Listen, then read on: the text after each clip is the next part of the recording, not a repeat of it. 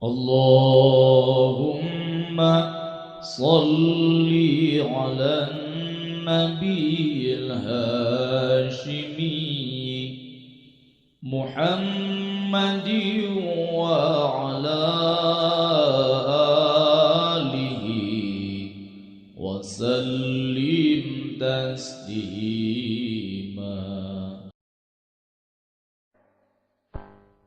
Ada apa Pak Jejen? Akibat dari tidak mengetahui Ruhul Qudsi, akibat dari tidak mengetahui Ruhul Qudsi, orang kebanyakan menganggap bahwa ruh adalah nyawa. Nyawa adalah alat hidup. Tidak ada nyawa, mati. Padahal ruh ada 4 lapis. Ruh Qudsi bisa keluar, badan tetap hidup. Karena ruh 4 lapis. Ruh Qudsi, ruh sultani, ruh ruhani, ruh jismani. Mohon maaf, saya tidak menggunakan istilah jasmani. Kalau ada yang lainnya menggunakan, silakan. Jismani, jismun. Ruh jismani, ruh badan. Yang terkait dengan nafs, yang berkait dengan darah. Sedangkan ruh Qudsi adalah ruh murni dari cahaya Muhammad. Semua manusia punya itu. Kalau para nabi, karena keluar dari keturunan yang baik, begitu datang ke muka bumi, ruh Qudsi yang paling dalam itu dari badannya keluar dan kembali kepada Allah. Badannya di bumi, ruh Qudsinya kembali lagi kepada Allah. Karena itu tidak ada nabi maksiat. Kalau Nabi Adam disebut fa'asa rabbahu, dia berdurhaka pada Allah, itu hal kecil dibesarkan di kalangan orang besar. Sebenarnya tidak maksiat Nabi Adam. Tidak maksiat. Nah, ia diturunkan. Baik hadirin. Jadi, kalau para nabi datang ke sini dengan lengkap ruh 4 lapis, ruh yang paling dalamnya kembali lagi ke pusat. Kembali lagi ke induk. Kalau manusia yang bukan nabi, bukan calon nabi, begitu datang ke sini karena di darahnya banyak syubhat. Ada darah yang haram, dari makanan yang haram, menang nipu, menang korupsi, menang madog, ngadahar beas, caina menang maling, macam-macam dosa-dosa orang tua kita. Maka begitu kita keluar dari perut ibu, ruh kita yang paling dalam ini macet. Nasihat mattakodat fi ahdil misak, bahasa Sirul Asrornya. Macet. Tambah lagi dosa dirinya pribadi. Mungkin macet, mungkin macet, mungkin macet, mungkin macet. Tidak bisa dibuka kuncinya dengan pidato. Tidak bisa kuncinya dengan doa. Tidak bisa. Tidak bisa dibuka dengan doa. Sehebat apapun ahli doa.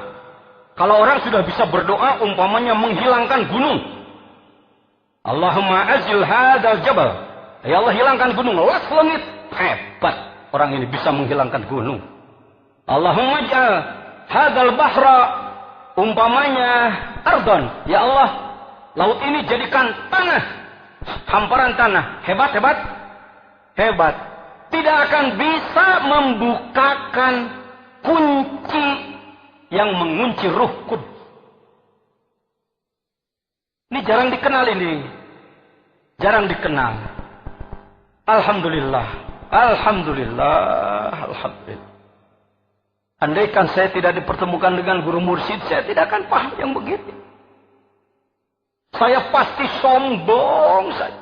Pajangan jajan pesantren hektaran santri ratusan ngaji jago ngomong cepetam. Ke Mekah ulang tahun mobil ratusan juta.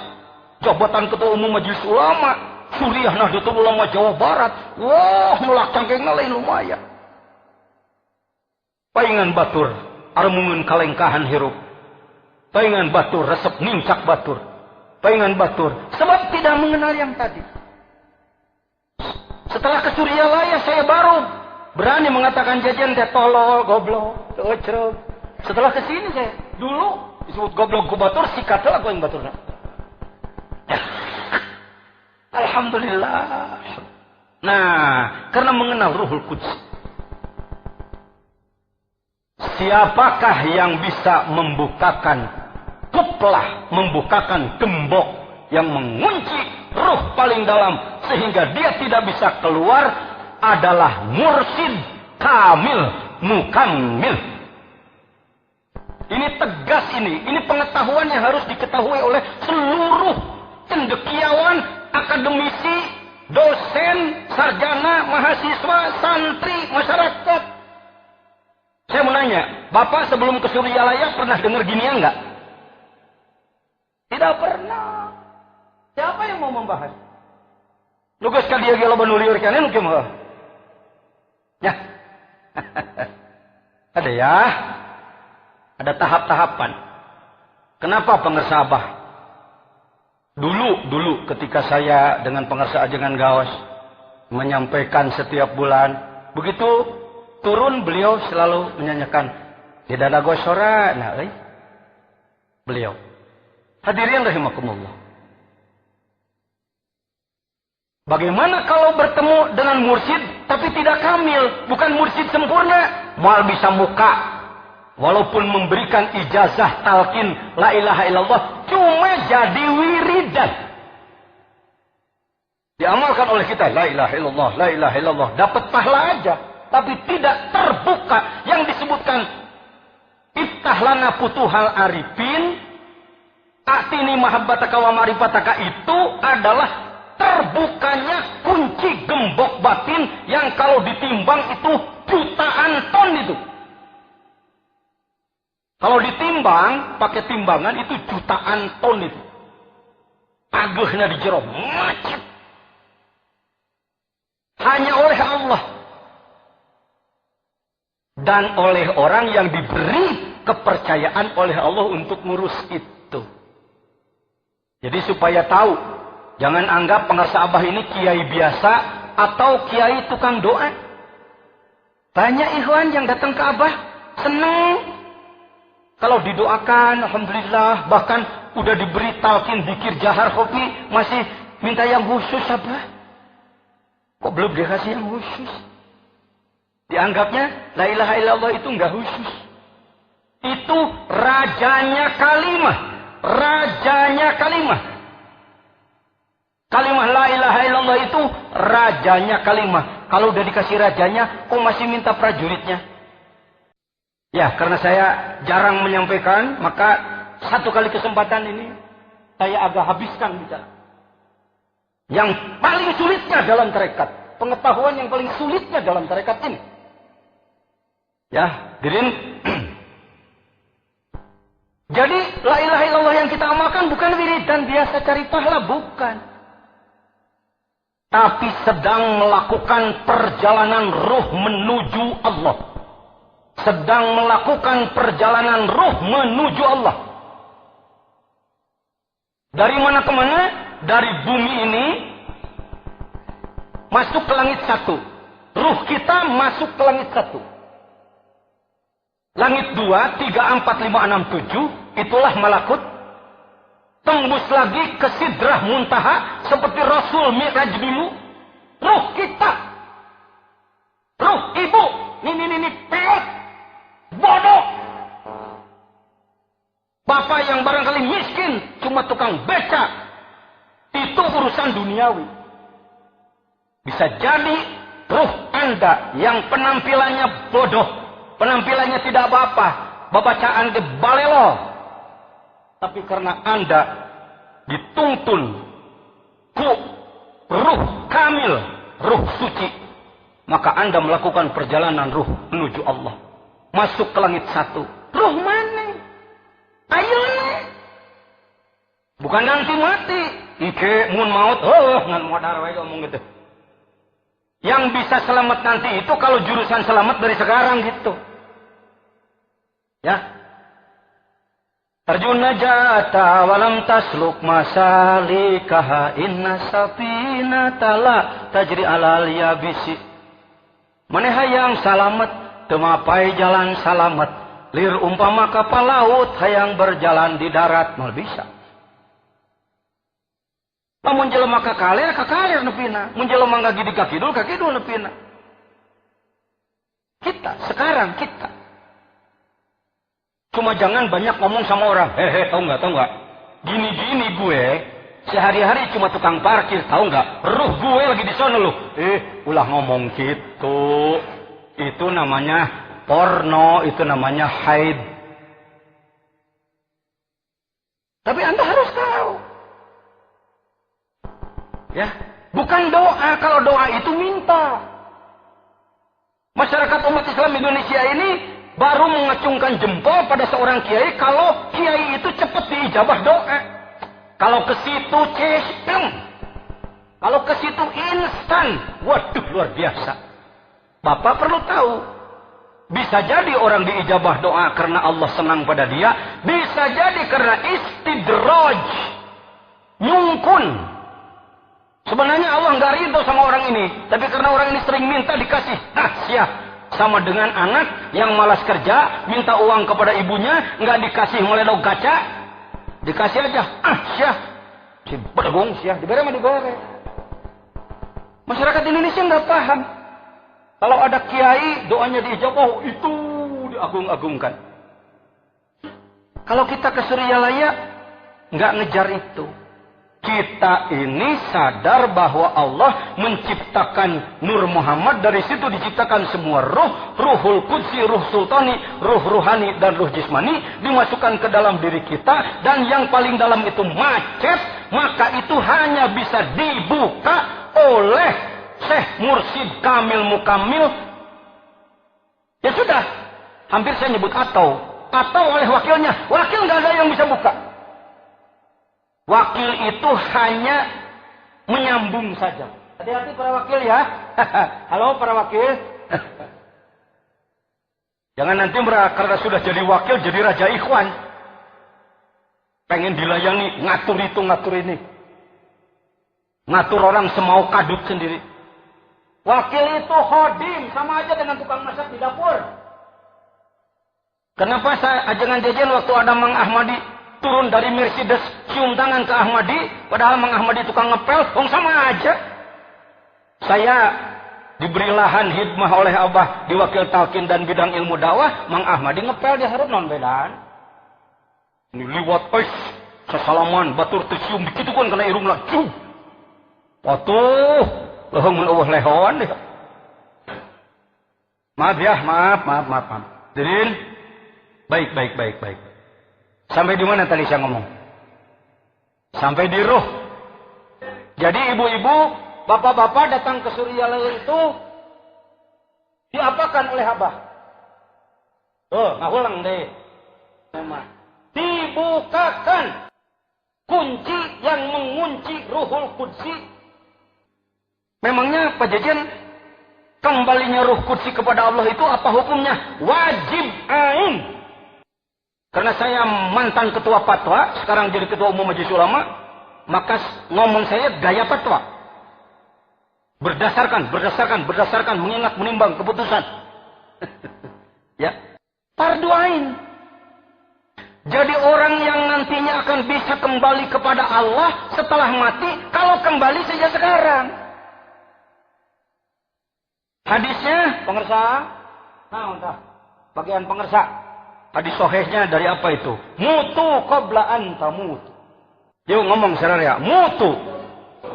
Bukan mutu luludek, ulekan. Qabla an tamutu. Kenapa? Begini. Kalau Rasul bersabda, "Shallu." Apa katanya? Rasul memerintah, salat. Jadi kita wajib apa? Karena Rasul memerintah. Sumu ngomong. Saumlah. Maka kita wajib. Karena Rasul merintah. Zakku. Apa? Atuz zakat. Laksanakan zakat. Maka kalau nisab kita wajib. Karena Rasul. Kalau tidak dilaksanakan, dosa, diancam masuk. Saya ulang. Nggak mudah ini, nggak mudah menyampaikannya begini. Sebab saya harus memperbaiki pemikiran. Rasul bersabda, sumu, apa katanya? Artinya Rasul memerintah orang supaya, maka umatnya wajib dalam setahun 1 bulan. Rasul memerintah sholat, maka kita wajib sholat dalam sehari 5 kali. Kalau tidak dilaksanakan, dosa diancam masuk. Yakin? Percaya? Tidak ragu-ragu? Oke. Bagi yang sudah sampai istitoah, kalau haji jangan nyebut nisab ya. Orang yang sudah mampu punya bekal dan sehat untuk berangkat ke haji, maka dia wajib melaksanakan. Allah bersabda, atimul hajj. Yang sudah mampu tapi tidak melaksanakan diancam masuk neraka. Yakin? Nah, sekarang Rasul bersabda, mutu ngomong. Qabla anta mutu. Matilah kamu sebelum mati. Perintah siapa itu? Kepada siapa itu? Laksanakan apa jangan? Hukumnya? Kalau tidak, diancam masuk. Nah, kita menang. Teradaik ngomong lebih lama. Saudara Rasul mewajibkan sholat. Kalau tidak sholat, neraka. Saudara Allah mewajibkan saum. Kalau tidak saum, neraka. Bagaimana Pak Kiai, Ustadz tentang mati sebelum mati? Ya kalau itu sih mulai dibijaksanakan itu.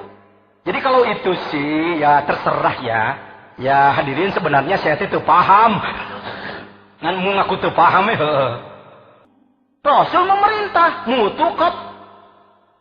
Matilah kamu sebelum. Artinya kita harus sudah melakukan perjalanan ruh kembali kepada Allah sebelum habis kontrak dicabut nyawa. Penyawana cuma 1, itulah ketololan. Nyawa bukan 1, ruh bukan 1, ruh 4. Yang disebutkan kembali adalah Ruhul Qudsi. Bagaimana cara kembalinya? Datanglah ke ahlinya untuk dibuka simpul kuncinya. Mulailah dia diurus ruh yang paling dalam itu dengan amalan zikir dan kewajiban-kewajiban lainnya. Setelah dia terurus, maka dia menjadi tiplul ma'ani, bayi maknawi. Dan dikeluarkan lagi oleh Allah, kembalilah dia ke sana. Contohnya, Nabi Muhammad SAW, waktu Mi'raj, Bilal masih hidup di Madinah. Nabi Muhammad Mi'raj, Bilal masih hidup. Tapi ketika Nabi Muhammad sampai ke laut, ke alam ujung, bertemu dengan Bilal. Kalau pakai bahasa Betawi, lu udah di sini ya? Kan lu belum ngerti. Kira-kira kalau pakai bahasa begitu. Nggak begitu Rasulullah. Tahu, oh ini kualitas. Semua orang, laki-laki, perempuan, cakep tidak cakep, mancung atau demes, kaya atau miskin, bodoh atau pinter, ketika dia melakukan perjalanan ruh menuju Allah, diawali dengan talqin zikir dari Syekh Mursyid Kamil Mukammil, maka diuruslah ruh maknawinya, maka dia keluar dan kembali ke sana, badan di sini, ruhnya di sana. Hati-hati dengan orang tarikat loh. Makanya hati-hati, jangan seneng maksiat. Awas dikir jangan dipakai kedok. Ya gua sih biar maksiat gini juga kau makan punya dikir. Jangan begitu. Hati-hati jangan begitu. Justru setelah berzikir kita semakin berupaya untuk melaksanakan kewajiban tugas dari Allah sebaik-baiknya, menjauhi maksiat. Amin.